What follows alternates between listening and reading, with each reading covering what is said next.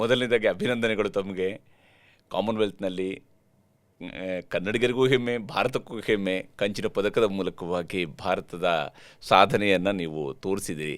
ಒಂದೇ ಪೋಡಿಯಂನಲ್ಲಿ ಇಬ್ಬರು ಭಾರತೀಯರು ಚಿನ್ನದ ಪದಕ ಮತ್ತು ಕಂಚಿನ ಪದಕದಲ್ಲಿ ನಿಂತಾಗ ತಮಗೇನು ಅನ್ನಿಸ್ತು? ಯಾವ ಸ್ವರೂಪದ ಭಾವನೆ ಅವತ್ತು ನಿಮಗೆ ಬಂತು? ತುಂಬ ಖುಷಿಯಾಗುತ್ತೆ. ಫಸ್ಟ್ ಆಫ್ ಆಲ್ ಸೆಲೆಕ್ಷನ್ ಆಗಿದ್ದೆ ನಮಗೆ ತುಂಬ ಹೆಮ್ಮೆ.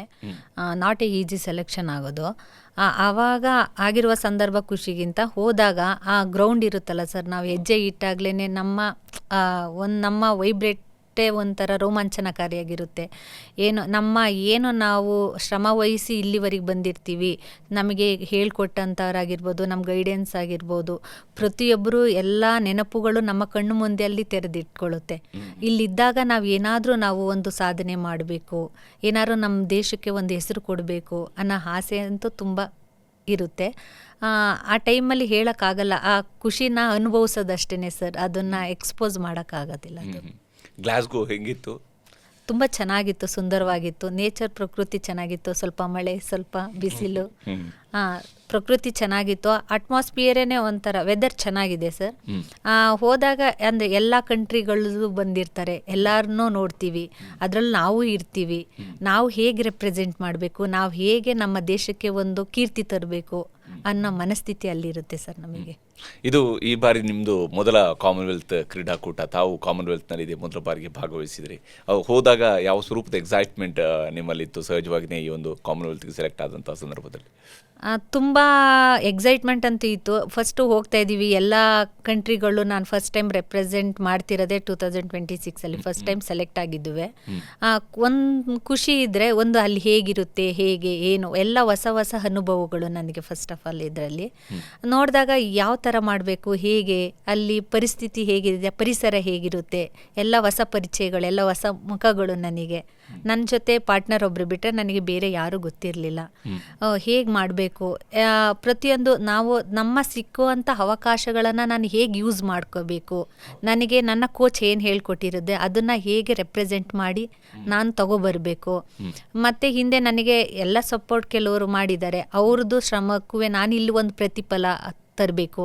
ನನ್ನ ದೇಶಕ್ಕಾಗಿರ್ಬೋದು, ನನ್ನ ರಾಜ್ಯಕ್ಕಾಗಿರ್ಬೋದು, ನನ್ನ ಊರಿಗಾಗಿರ್ಬೋದು, ಎಲ್ಲದು ಆ ಶ್ರಮದ ಮುಂದೆ ಅಲ್ಲಿ ನಿಂತ್ಕೊಂಡಾಗ ಪ್ರತಿಯೊಂದು ಕಣ್ಮುಂದೆ ಇದ್ಬಿಟ್ಟಿರುತ್ತೆ. ಅದಕ್ಕೆ ಏನಾದ್ರು ಒಂದು ಸಾರ್ಥಕತೆ ತೋರಿಸ್ಬೇಕು ಅನ್ನೋದು ಆಸೆ ಇರುತ್ತೆ ಸರ್ ಆ ಟೈಮಲ್ಲಿ. ಕಂಚುಗಾರ ಕೊಪ್ಪಲಿನ ಹುಡುಗಿ ಕಂಚಿನ ಪದಕವನ್ನು ಗೆದ್ದುಕೊಂಡು ಬಂದಿದ್ದೀರಿ. ಆದರೆ ತಮ್ಮ ಬಾಲ್ಯದ 4ನೇ ವರ್ಷದಲ್ಲಿ ಏನಾಯಿತು? ಸರ್, ಹೀಗೆ ಒಂದು ಮದುವೆಗೆ ಹೋಗಬೇಕಾದ್ರೆ ರೋಡು ಹೋಗಿ ಬಂದಾಗಿದ್ದು, ರೋಡ್ ಕ್ರಾಸ್ ಮಾಡಬೇಕಾದ್ರೆ ಆಕ್ಸಿಡೆಂಟ್ ಆಗಿದ್ದು ಅದು ನನಗೆ. ಓಕೆ, ಯಾವ ಇಸ್ವಿ ಅದು? 93-94 ಇರ್ಬೋದು ಸರ್ ಅದು. ಆ ಟೈಮಲ್ಲಿ 3 ವರ್ಷ 4 ವರ್ಷ ಆ ಟೈಮಲ್ಲಿ. ಅದಾದ ನಂತರ ಅಪ್ಪ ಅಮ್ಮಂಗೂ ಸ್ವಲ್ಪ ಶಾಕಿಂಗ್ ಅನಿಸುತ್ತೆ, ಯಾರು ಈ ಥರ ಇರಲಿಲ್ಲ. ಮತ್ತು ಸಡನ್ ಆಗಿ ನಾರ್ಮಲ್ ಆಗಿದ್ದ ಹುಡುಗಿ ನೀವು ನಾರ್ಮಲ್ ಆಗಿ ಅದನ್ನ ಅವರು ಡೈಜೆಸ್ಟ್ ಮಾಡ್ಕೊಳ್ಳೋದು ತುಂಬ ಕಷ್ಟ ಇತ್ತು. ಯಾಕಂತಂದ್ರೆ ಆ ಥರ ಇದ್ದೋಳು ಈ ಥರ ಆಗ್ಬಿಟ್ಲು, ಮತ್ತೆ ಮುಂದೆ ಏನು. ಬಹುಶಃ ನಿಮ್ಗೆ ಆ ಆಕ್ಸಿಡೆಂಟ್ ನೆನಪು ಎಕ್ಸಾಕ್ಟ್ ಆಗಿ ಈಗಲೂ ಕೂಡ ಸ್ವಲ್ಪ ನೆನಪಿದೆ ಸರ್. ಅವಾಗ ಅಷ್ಟು ಇಲ್ಲ, ಸ್ವಲ್ಪ ಗೊತ್ತಿದೆ ಅದು. ಆ ಟೈಮಲ್ಲಿ ರೋಡ್ ಕ್ರಾಸ್ ಮಾಡ್ತಿದ್ದಾಗ ಅದು ಗೊತ್ತಿಲ್ಲ. ಹಾಸ್ಪಿಟಲ್ ಕರ್ಕೊಂಡು ಹೋದಾಗ ಅದು ಅನುಭವಗಳು ಅದು ಗೊತ್ತಿದೆ. ಅವಾಗ ಪ್ರಜ್ಞೆ ತಪ್ಪಿ ಬಿದ್ದೋಗ್ಬಿಟ್ಟಿದೆ ಅಂತೆ ಸರ್. ಆ ರೋಡ್ ಕ್ರಾಸ್ ಮಾಡಬೇಕಾದ್ರೆ ಅದು ಪ್ರೆಸೆಂಟ್ ನೆನಪಿದೆ. ಮತ್ತೆ ಅದಾದ ಆಕ್ಸಿಡೆಂಟ್ಗಳು ನನಗೇನು ನೆನಪಿಲ್ಲ. ಹಾಸ್ಪಿಟಲ್ ಕರ್ಕೊಂಡು ಹೋದಾಗ ಪ್ರಜ್ಞೆ ಬಂದಾಗ ನನಗೆ ಅವಾಗ ನೆನಪಿರೋದು. ಏನಾಗಿದ್ದು ಅವತ್ತು ಆ್ಯಕ್ಚುಲಿ ನಿಮಗೆ? ಅದೇ ಅಂತಂದರೆ ಸರ್, ಇವಾಗ ಮದುವೆಗೆ ಹೋಗಿದ್ದ, ಮದುವೆ ಮುಗಿಸ್ಕೊಂಡು ಬಂದೋ ರೋಡ್ ಕ್ರಾಸ್ ಮಾಡಬೇಕಾಗಿತ್ತು. ಆ ಕಡೆಯಿಂದ ಈ ಕಡೆ ಒಂದು ಐಸ್ ಕ್ರೀಮ್ ತಗೊಂಡು ಅಕ್ಕ ಮತ್ತು ನಾನು ಇಬ್ಬರೂ ರೋಡ್ ಕ್ರಾಸ್ ಮಾಡಬೇಕಾದ್ರೆ ಅಕ್ಕ ಒಂದು ಸ್ವಲ್ಪ ಮುಂದೆ ಹೋದರು. ಆವಾಗ ಆಗ ಸಾಮಾನ್ಯ ಎಲ್ಲ ಫ್ರಾಕ್ ಏನಿಲ್ಲ, ಲಾಂಗ ಬ್ಲೌಸ್ ಹಾಕ್ಕೊಂಡು ಇರ್ತಿದ್ದೋ, ಸೊ ಲಾಂಗ್ ಇತ್ತು. ರೋಡ್ ಹೋಗ್ತಾ ಇರಬೇಕಾದ್ರೆ ಆ ಕಡೆಯಿಂದ ಸಡನ್ ಆಗಿ ಲಾರಿ ಬಂದುಬಿಡ್ತು. ಸೊ ನಾನು ಬಿದ್ದ ತಕ್ಷಣ ಲಾರಿ ಏನಾಯಿತು, ನನ್ನ ಕಾಲ ಮೇಲೆ ಹರಿದ್ಬಿಡ್ತು. ಆ ಟೈಮಲ್ಲಿ ಆಗಿದ್ದಂಥದ್ದು ಸರ್. ಅಲ್ಲಿಂದ ಎಷ್ಟು ದಿವಸವರೆಗೆ ಅವತ್ತು ಹಾಸ್ಪಿಟ್ಲಲ್ಲಿ ಇದ್ರಂತೆ? ಅವಾಗ ಏನು ಅದು ಗೊತ್ತಿಲ್ಲ ಸರ್ ನನಗೆ. ಮೇ ಬಿ 1 ತಿಂಗಳು ಇರ್ಬೋದು ಏನೋ ಅನಿಸುತ್ತೆ, 1-2 ತಿಂಗಳು. ಮೈಸೂರಲ್ಲಿ ಕಲ್ವಾರ್ಡಲ್ಲಿ ಸರ್ ಇದ್ದಿದ್ದು ನಾನು. ಅದೇ ಅಪ್ಪ ಅಮ್ಮ ಅವಾಗ ತುಂಬ ಸ್ಟ್ರಗಲ್ ಮಾಡಿದ್ದಾರೆ. ಅವಾಗ ನನಗೆ ಅಷ್ಟೇನು ಗೊತ್ತಿರಲಿಲ್ಲ, ಆದರೆ ಅವ್ರು ತುಂಬ ಕಷ್ಟಪಟ್ಟಿದ್ದಾರೆ. ಇಬ್ಬರು, ಅಕ್ಕ ಮತ್ತು ನಾನು. ನೀವು ಒಮ್ಮೆ ಮಗಳಿಗೆ ಹಿಂಗೆ ಆಗಿದೆ ಅಂತ ಅದಕ್ಕೆ ಸಹಜವಾಗಿ ಅಪ್ಪ ಅಮ್ಮಂಗೆ ಭಾಳ ಅದನ್ನು ಅರಗಿಸ್ಕೊಳ್ಳೋದು ಭಾಳ ಕಷ್ಟ ಅಪ್ಪ ಅಮ್ಮ.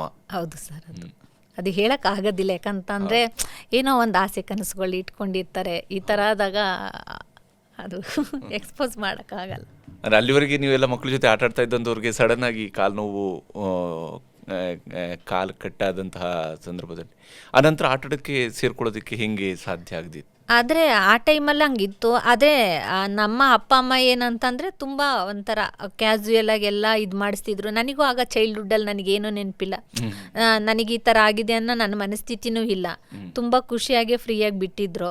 ಆವಾಗ ಅವರು ಅಷ್ಟೇ ತುಂಬ ಎಲ್ಲ ನಾರ್ಮಲ್ಲಾಗಿ ಹೇಗೆ ಇರ್ತೀನಿ ಅದೇ ಥರನೇ ಟ್ರೀಟ್ ಮಾಡಿದ್ದಾರೆ. ಅಪ್ಪ ಅಮ್ಮ ಏನು ಮಾಡ್ತಾರೆ? ಅಪ್ಪ ವ್ಯವಸಾಯ ಸರ್, ಅಮ್ಮ ಮನೆ ಕೆಲಸ, ಮಾಮೂಲಿ ಮನೇಲೇ ಇರ್ತಾರೆ. ಆದರೆ ಬೆಳೆಸಿದ್ದು ತುಂಬ ಒಳ್ಳೆ, ಬೇರೆಯವರು ಹೇಗೆ ಬೆಳೀತಾರೆ ಅದೇ ರೀತಿಲೂ ನನ್ನ ಬೆಳೆಸಿದ್ರು.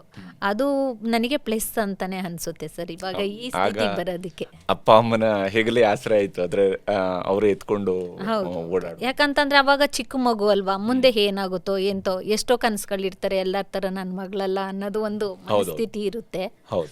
ನಾವು ಒಂದು ಎಜುಕೇಷನ್ ಮಾಡಿ ಮತ್ತೆ ಈ ಲೆವೆಲ್ಗೆ ಬಂದಾಗ ಏನೋ ಮಾಡ್ತಾಳೆ, ಏನೋ ಆಗ್ತಾಳೆ, ಸೊ ನಾವು ಅಷ್ಟು ಅಂದ್ಕೊಂಡಿದ್ದ ರೀತಿ ಅಲ್ಲ, ಏನಾದರೂ ಒಂದು ಅಚೀವ್ ಮಾಡ್ತಾಳೆ ಅನ್ನೋದು ಅವ್ರಿಗೆ ಆಟೋಮೆಟಿಕ್ಕಾಗಿ ಬಂತು. ನಾವು ಯಾವಾಗ ಅವರು ಸೆಲ್ಫ್ ಡಿಪೆಂಡ್ ಆಗಿ ಬೆಳೆಸೋಕ್ಕೆ ಶುರು ಮಾಡಿದ್ರು, ಅವರಲ್ಲೇ ಒಂದು ಕಾನ್ಫಿಡೆನ್ಸ್ ಹುಡ್ತು. ಅವಾಗ ಅಲ್ಲಿವರೆಗೆ ಒಂದು ಸ್ವಲ್ಪ ಭಯ ಅನ್ನೋದು ಎಲ್ಲ ಪೇರೆಂಟ್ಸ್ಗೂ ಇದ್ದೇ ಇರುತ್ತೆ ಸರ್. ಹೌದೌದು. ಸ್ಕೂಲ್ ಲೆವೆಲಲ್ಲಿ ಹೋದಾಗ ಯಾವ ಸ್ವರೂಪದಲ್ಲಿ ನಿಮ್ಮ ಸಹಪಾಠಿಗಳ ಜೊತೆಗಿನ ಒಡನಾಟದಲ್ಲಿರ್ಬೋದು, ಈ ಸಂದರ್ಭಗಳೆಲ್ಲ ಹೆಂಗಿದ್ವು? 1 to 7th ನಾನು ಹಳ್ಳಿ ನನ್ನೂರಲ್ಲೇ ಓದಿದ್ದು, ಕಂಚುಗಾರಕೊಪ್ಪಲಲ್ಲೇ.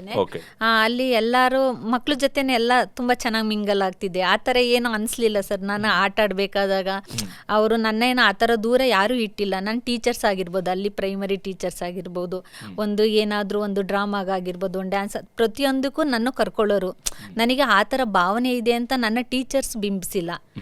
ನನಗೆ ಅದು ಒಂಥರ ಪಾಸಿಟಿವ್ ಅಂತಲೇ ಹೇಳ್ಬೋದು. ನನ್ನ ಸರೌಂಡಿಂಗು ನೀನು ಆ ಥರ ಇದೆಯಾ ಅಂತ ದೂರನೂ ತಳ್ಳಿಲ್ಲ. ಎಲ್ಲರಲ್ಲೂ ನಾನೊಬ್ಳು ಅಂತ ಇದ್ದೆ. ನನಗೆ ಆ ಮನಸ್ಥಿತಿ ಆ ವಯಸ್ಸಿನಲ್ಲೇ ಅನ್ನಿಸ್ತಿಲ್ಲ. ಸ್ಪೋರ್ಟ್ಸ್ ಆವಾಗಲೇ ನೀವು ಸ್ಪೋರ್ಟ್ಸಲ್ಲಿ ಇದ್ರೆ ತೊಡಗಿಸ್ಕೊಳ್ಳೋದಕ್ಕೆ ಎಲ್ಲಿಂದ ಸಾಧ್ಯ ಆಯ್ತದು? ಅಂದರೆ ಅಲ್ಲಿ ಆಟ ಆಡ್ತಿದ್ದೋ ಸರ್, ಮಾಮೂಲಿ ಹಳ್ಳಿಗಳಲ್ಲಿ ಗೊತ್ತಿದೆಯಲ್ಲ ಎಲ್ಲ ಆಟಗಳು, ಅವ್ರ ಜೊತೆ ನಾವು ಸೇರ್ಕೊಂಡು ಆಡ್ತಿದ್ದೋ. ಆದರೆ ಏನಂದರೆ ಈ ರೀತಿ ಹೇಗೆ ಬರೋದು, ಹೇಗೆ ಮುಂದುವರಿಯೋದು, ಹೇಗೆ ಹೋಗಬೇಕು ಅನ್ನೋದು ನಮಗೆ ಅವಾಗ ಬೇಸಿಕ್. ಯಾಕಂದರೆ ಅಪ್ಪ ಅಮ್ಮ ಮತ್ತೆ ಹಳ್ಳಿಲೇ ಇರೋದು, ಸಿಟಿದು ಅವ್ರಿಗೆ ಏನೂ ಗೊತ್ತಿಲ್ಲ ಬ್ಯಾಕ್ಗ್ರೌಂಡು. ಮತ್ತು ನಾವು ಹಳ್ಳಿಗೆ ಸೀಮಿತ ಆಗಿದ್ದು, ಹಳ್ಳಿಲಿ ಏನು ಸಿಗುತ್ತೆ ಅದನ್ನ ಮಾತ್ರ ಬಳಸ್ಕೊಂಡು ಇದ್ದಿದ್ದು. ಹಾಗೆ. ಬಟ್ ನಿಮಗೆ ಸ್ಪೋರ್ಟ್ಸ್ ಕಡೆಗೆ ಹೋಗ್ಬೋದು ಅನ್ನೋಂಥದ್ರ ಬಗ್ಗೆ ಐಡಿಯಾ ಯಾವಾಗ?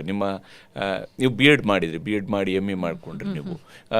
ಈ ಅವಧಿಯಲ್ಲಿ ಎಷ್ಟು ಮಟ್ಟಿಗೆ ಸ್ಪೋರ್ಟ್ಸ್ ಜೊತೆಗೆ? ಸರ್ ನಾನಂದರೆ ಕೆಲವೊಂದು ಟಿವಿಗಳಲ್ಲಿ ಮಾಮೂಲಿ ಇವಾಗ ಏಷ್ಯನ್ ಅದು ಒಲಿಂಪಿಕ್ಗಳಿಗೆಲ್ಲ ಬರ್ತಿದ್ರಲ್ಲ, ಸೊ ನಂತರದವರು ಆಡ್ತಿದ್ದಾರಲ್ವಾ, ಸೊ ಟಿವಿಗಳಲ್ಲಿ ಅವಾಗೆಲ್ಲ ಸಾಮಾನ್ಯ ಎಲ್ಲೋ ಒಬ್ರು ಇಬ್ರು ಮನೆಗಳಲ್ಲಿ ಟಿವಿ. ನಾವು ಆವಾಗ ಅಲ್ಲಿ ಇಲ್ಲಿ ಹೋಗಿ ನೋಡಿದಾಗ ನಂತರನೂ ಇದ್ದಾರೆ ಅಲ್ವಾ, ನಾವು ಹಾಗಾದರೆ ಆವಾಗ ತಾಟ್ ಅಂದಿದ್ದು ಇವ್ರು ಆಟ ಆಡ್ತಿದ್ದಾರೆ, ಹೇಗೆ ಹೋಗಿದ್ದಾರೆ ಮತ್ತೆ ನಾವ್ಯಾಕೆ ಹೋಗೋಕ್ಕಾಗ್ತಿಲ್ಲ ಅನ್ನೋ ಮನಸ್ಥಿತಿ ಅಂತೂ ಇತ್ತು. ಹೇಗೆ ಹೋಗ್ಬೇಕನ್ನೋ ಪರಿಸ್ಥಿತಿ ಇರಲಿಲ್ಲ. ನಂದು ಎಜುಕೇಷನ್ ಕಂಪ್ಲೀಟ್ ಆದಾದಮೇಲೆ ವರ್ಕಿಂಗ್ ಫೀಲ್ಡ್ಗೆ ಅಂತ ಬಂದಿದ್ದು ಮೈಸೂರಿಗೆ.